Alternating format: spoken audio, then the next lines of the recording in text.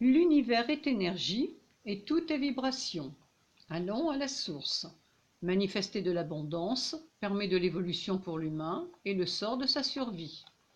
Vivre dans l'humilité pour être spirituel. Si le but est de vous diminuer, de vous enlever votre pouvoir, votre grandeur, alors vous savez que cela ne provient pas de l'univers et de sa vraie nature. L'univers est sans cesse en expansion. On ne s'accomplit pas dans l'inaction, le déni ou le rejet.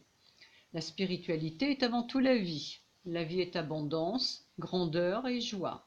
Elle est aussi la beauté, la créativité et l'amour. Il est temps que chaque humain s'éveille et reprenne son véritable pouvoir. L'univers a besoin plus que jamais d'humains conscients, ajustés et connectés, prêts à briller, à rayonner, à exister et à créer. Être spirituel ne veut pas dire s'habiller en guenilles et arrêter de prendre soin de soi. Cela ne veut pas dire non plus de se nourrir de prana et dire namasté. Cela en fait peut-être partie, mais ce n'est pas tout. Tous ces clichés, on met du temps à les comprendre. La vraie spiritualité pratique et appliquée au quotidien n'a pas besoin de dogmes pour se manifester.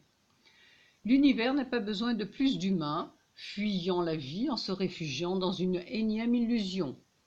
On incarne pleinement la spiritualité et la conscience dans sa vie physique, en créant et en agissant, car la vie est mouvement. Quand on vit dans la peur, le remède est l'action. En cherchant à rentrer dans le moule, on s'éloigne de sa propre personne au lieu de s'ajuster et de se connecter à la source.